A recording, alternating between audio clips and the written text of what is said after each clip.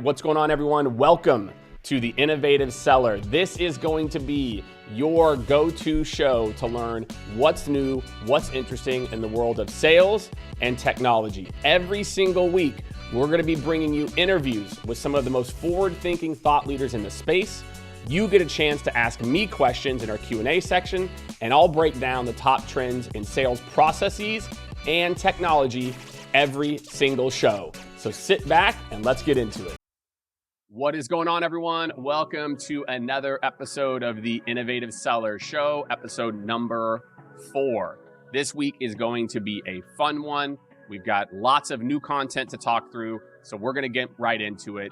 Jumping out of the gate, I've got process trends. I'm going to talk about, we've learned this idea of every deal has a champion. I'm going to tell you why the idea that one person versus a team is outdated and how you can start to think about buying teams versus individuals. Then we're going to talk and break down the Innovative Seller book and 4 of the principles in the book we call the 4 C's. And so if you have not pre-ordered your book, now is the time. It is literally around the corner, April 9th. So make sure pre-order the book. The link is in the show notes. And I would really appreciate it. Big thank you, right? And I'm going to break down those 4 C's for you. Next up is technology trends. Okay, I would be remiss if I didn't give you the latest and greatest updates on Chat GPT. There's some pretty big developments that have happened in the last 3 or 4 weeks. So I want to make sure that everybody is up to speed on those. And as usual, we will end it with some Q&A from you, the audience, whether you hit me up on LinkedIn or YouTube, where I will answer your questions. Make sure if you are enjoying this video, 1, you go back and check out episodes 1 through 3. 2, you subscribe to the channel. Make sure to hit the follow button. So every 2 weeks, when we drop a new episode, you get notified. We've got some other cool stuff happening on the channel. We've got our AI Unleashed playlist. So if you want to geek out on AI for like 12 hours, I gotcha. So make sure to subscribe and let's get into it. All right, my friends, this week's process trends. But before I get into it, make sure if you have not pre-ordered the book, okay, we have access now to the Innovative Seller community where we're talking about everything Innovative Seller, and you get access to the summit, which dropped on March 26th. We had an amazing lineup of speakers, really, really awesome opportunity. So when you pre-order the book, you get access to all that stuff for free. So before you go any further, make sure you've done that. You've joined the community. I appreciate you. Thank you. So this week's process trend. Last week, okay, in the interview, I talked about the intent framework. And today, I want to specifically talk about the T in intent, which is teams. I've seen a lot of the methodologies, okay? A lot of these methodologies, they talk about a champion, an economic buyer, a decision maker. But my friends, that's not how people buy today. There isn't one person sitting in a mahogany office that's the decision maker. Susan, who's 2 levels lower, could be sitting in the same room and she could just say no because she doesn't see the value or the impact. So I want you to think about every deal that you are working has 2 different types of teams that are involved. There's an end user team.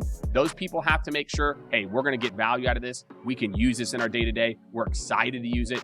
And that team cares about different things than the other team, which is your impact or return on investment team. That's going to have your CFO. It might have somebody with a higher level title on it. And there's going to be overlap at times between the teams. But instead of thinking of one decision maker, it's more so today about identifying, hey, who's on that impact and ROI team? Who's on that end user team? And are they progressing in the deal separately? And then at some point you're bringing, these groups and these teams together, right? But each one of these teams cares about something different. So you don't need a champion. You're going to have a team of champions in the end user group. You're not going to have one decision maker or economic buyer. You're going to have a team. And anybody on that team can say no at any time. So this over focus on trying to find one person, that's how people used to buy back in 1996. So that's what I've got for you this week, is I want you to think about, do you have a process to move teams through the process, or are you still focusing on one individual?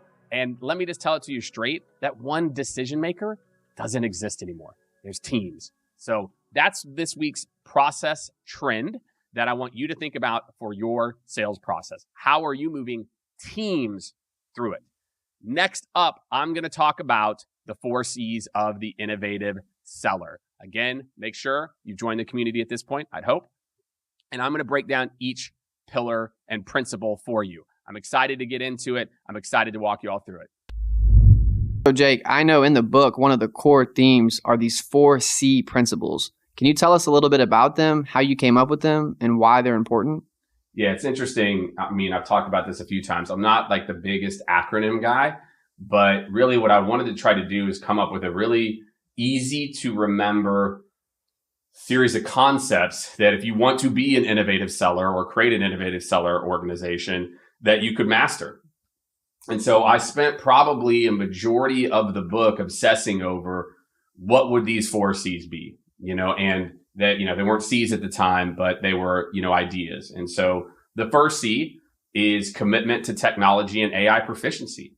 And, it's an interesting one. And it's one out of all of them, I was hesitant because I know, look, sales leaders everyone's too busy to be committed to proficiency.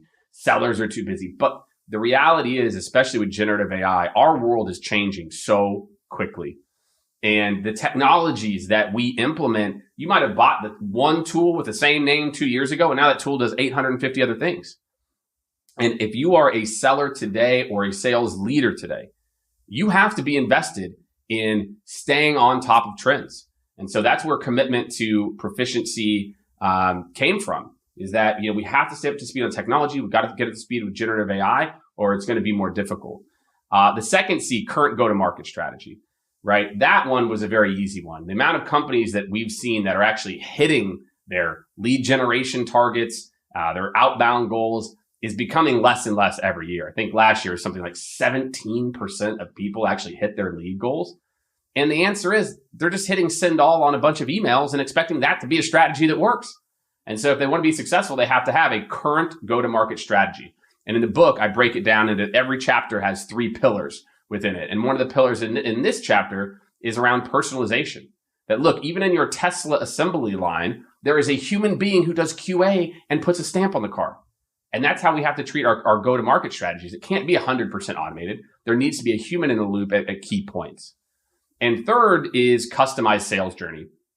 I think I spent 5 of the chapters, and candidly, a lot of innovative seller is around this third pillar, customized sales journey, because I continued to look at these different processes and methodologies that were linear, that said, every person goes through this process. It's not customized to the buyer. If you go and talk to a buyer today, say, how easy was your last purchase? They're going to laugh, because we're just not meeting customers where they want. We're trying to implement methodologies and processes that we want, right? And last, but certainly not least, the 4C is consistent process optimization. And this one, my friends in marketing already have this figured out. If they're going to go and spend $50,000 a month on Google AdWords, they're spending at least 10, 20, 30% of that to optimize, to write new copy here. They're changing this thing. Well, sales, we're sending hundreds of thousands of emails and we're optimizing those every 6 months, which you would fire your agency if they said, we're going to optimize your ad spend every 6 months. What about our sales process? People are implementing these huge new methodologies. And I know I talked about this in, a previous episode, but if we're running 100 demos a month or a quarter or having 100 calls, we should be making small, consistent changes that have big wins over time. If you look at the data, it's like, a 2 or 3% optimization every month versus a 10% optimization every year leads to a 43% increase. If you're optimizing monthly, compounding on it versus the people that just do these big releases every year. And so we have to have a better, more consistent process to optimize. And that's really the 4 C's where I really try to hone in on, if an organization is doing everything right, what are they doing? They're staying on top of the technology. They've got a process that works, and they're focused on doing things that work versus they can automate. They've got a journey that is pleasant for the customer and fits their own sales process. And they're optimizing that process to get better over time. And that's really, where the 4 C's came about and why I'm so kind of happy the way that they turned out for the book. And again, hopefully people implement all 4, but they could take even 2 or 3 of them and be wildly successful if they run with them. That was a great overview of the 4 C's. Now, I know we can't go deep on all of these today, which is why people need to buy the book, obviously. But let's do one tactical implementation for each one of those C's. Yeah, and in the book, as I mentioned before, there's 3 pillars in every principle, right? 4 C's are the principles, 3 pillars each. The beautiful part about how I engineer the book is like, literally the pillars are like the paint by numbers. And so, yeah, I'll try to give you, kind of one for each one that I think is the easiest to execute, so you can go out and start making it happen today. So the first is commitment to technology and AI proficiency. in the book, I talk about this, and this might be its own book. I don't know. It's this principle that I developed. I call it 80-15-5. And what that means is 80% of my time I orientate toward things that are going to impact my business in the next, call it 1 to 3 months. 15% of my time I try to spend over the course of a week, and if not over the month, to things I know my business needs to get better at to be successful in 6 to 12 months. 5% of my time is dedicated to things 12 to 24 months and maybe even further. And so by doing reading a 30-minute article here, dedicating an hour here to take a demo with a new technology, dedicating an hour here to going in and messing around with custom GPTs. You have to orchestrate your time to where you're not always spending a 95% of your time on things that are now, or you never get off the wheel. And so if you don't have a commitment to technology and AI, and you've built time to continue to get up to speed on these tools, you're never going to get off the hamster wheel. You're always going to be firefighting, as opposed to I'm going to do little things. I'm going to learn. So then when I'm ready to implement those things and they can have an impact on my business, I'm ready. So 80-15-5, I think is a good one for how to build a process to even starting the process to be committed to the proficiency there. Awesome. And then tell us a little bit about the second C, the current go-to-market strategy. So one of the things that I talk about is this concept of automation does not equal scalable. Somehow we got it in our heads, especially around current go-to-market, that if something wasn't automated, it wasn't scalable. And that's just false. So I'm going to tell you all kind of what we're doing right now tactically to use Chat GPT to help us with that. Chat GPT is not there to write your emails. Most of these AI tools are not very good at actually writing emails. But what it can do is these very specific. So go log into your Chat GPT. You have to use the paid version. Everyone should go spend that $20 a month. It's worth it. And you want to get up to speed. You want to write a strategy or a sequence to get a meeting with a VPs of operations and manufacturing. Well, ChatGPT is really, really good at saying, hey, what are trends for VPs of operations in industrial manufacturing? Give me 2 or 3 relevant articles and give me 3 or 4 potential issues that my product insert link can solve. And it'll print out these little 3 or 4 gems. And then you can say, make it more jargony, and then it gets even better. So what we talk about is your team can now do relevancy and personalization at scale, not to have it write the whole email, but to get your team up to speed with trends really, really quick. You can go out and do this right now. You can use that exact thread that I just said, and you're going to get this little nugget that you can copy and paste into an email that you're going to use. So it's not going to do it for you. It's not 100% automated, but it can get you really high quality content really quickly to make your go-to-market more effective. Fantastic. Great overview of the second C. What's another tactical implementation of the third C, the customized sales journey? Yeah, I mean, this is a big one. Like I said, I spent, I think, almost 6 chapters in the book on just this C. I'm going to give you the 60-minute customer journey map. And really, here's what you need to go, and you can do this right now. Go block an hour in your calendar, and you're just going to do a couple of things. Number one is on the rows side, right? And you can be using a whiteboard, or you could use a Google Doc or a Google Sheet, whatever you want to use. On the rows side, you're going to put your buyer teams. So you're going to put end user team. Then you're going to maybe list out some job titles. Then you're going to put your impact/ROI team, list out some job titles, etc. Across the top, you're going to list the stages of your sales process. You're going to say discovery, initial evaluation, formal evaluation, onboarding, etc. Then what you're going to do is you're going to take that VEX framework that I talked about before. If you've watched the other videos, VEX is for vetted, educated, cold, and self-service. So now what we're going to do is we're going to start with the buyer team. And you're going to say, okay, what should our sales experience look like if someone is vetted? They used the competition. Where should we put them? Well, maybe they should start at step 3 for those buyers, right? They already need, on the first call, we need to have a demo ready. We need to have a sales engineer, whatever it is. And you're going to do that for each one of those. Now the educated, okay? So they have a little bit of education. Where should we meet them for the first touch point? Should it be at step 0, like they're cold, or should it be at step 2? And then if you do that again, so you do that for the buyer team, then you do that for your impact team. And that is going to be your first step toward building a customized sales experience. Is you're going to have, hey, here are my teams. Here's our steps in our process. Here's where we're going to get these people when they're educated. And that alone is going to help you on the journey. There's more that goes into it to, pretty quickly create a really awesome customized experience. It's going to help you close more deals and move people along much faster. So 60-minute map, time box it, and I promise you'll see a big impact. That was great coverage of the third C. On that last C, the fourth C, consistent performance optimization. Give us an implementation of that. So look, I could talk about the process to do this like consistent optimization, the team that you need, all of that's in the book. So again, if you haven't ordered the book, make sure you've done that at this point. But I talk in the book, one of the pillars is called moonshots.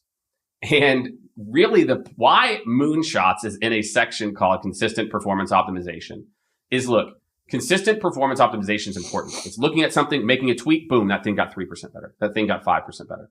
I think it's Google. There's other companies that give their people 5 to 10% of their time to just do wild, weird shit. And if your team doesn't have space to take moonshots, right? And moonshots are these things that are like, you know what? I've got a crazy idea. Let's try to break the system. And so consistent performance optimization as a principle helps to build a repeatable motion where your team is going to continue to get better and better. And then moonshots are where maybe every 6 months, 12 months, it might be every 2 years, somebody does something that breaks the tool and breaks the system for the good. And now your team sees astronomical results. And it's really interesting to me. For some reason, we are training in ingenuity and other things out of salespeople. And we need to do the opposite. Your team needs to have time dedicated. Every seller needs to have the ability, assuming, they're hitting numbers, et cetera, to try new things that could break. Maybe you're going to start using video. You're going to do it a whole week where you only send videos and see what that looks like. Each company is going to be different. So the concept of moonshots and how you just bake in a little bit of experimentation time can have a big, big impact on a company. So look, those are the 4 C's, man. There's a lot of more tactical execution you can get in the book for sure. And like I said, whenever you go, also you get access to the Innovative Seller community. That's one of the reasons we created the community is because the book, I've got so many different resources. You can get access to all the resources for free. So as soon as you buy a book, you immediately get access to the community as well. So if you haven't, make sure to go check it out. And all these resources that I just mentioned, how do I do a customer journey map? You can literally get for free. So definitely go check it out. All right, now I hope you are an expert on the 4 C's. You know everything about it. And I know if you haven't pre-ordered the book or haven't started to read it yet, you're definitely going and pre-ordering now. So technology trends, the latest on Chat GPT. Okay, if you follow me, look, and if you use Bard or you use Copilot, I guess Gemini now, it doesn't really matter. Some of these things are going to be ubiquitous across different platforms and some are specific to Chat GPT, but I want to keep you up to speed on them. So the first thing I'll talk about is memory. This is a brand new feature. It's just getting rolled out to a few people here or there. And Chat GPT, for those of you who don't know, each individual thread is its own brain. You can use custom instructions to tell the whole thing, hey, I want you to act and behave like this. But with memory, in each individual thread, you can now start to say, remember this for the future.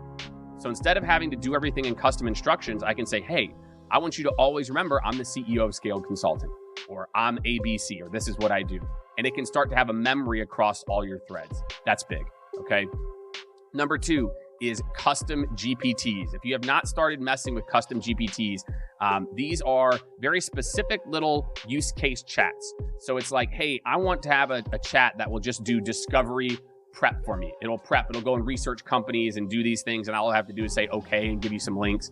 And so it's for very specific use cases. Now, in mine, I think I've got like 8 pulled up. You can just hit @mention that chat. And so you don't even have to leave your main Chat GPT. You can just @mention custom GPTs. So that's the next thing up.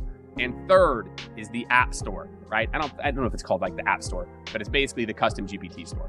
And so we actually have in there now, we've got a discovery call prep, and I think we've got another one. They're 2 of the top custom GPTs that are out there for salespeople.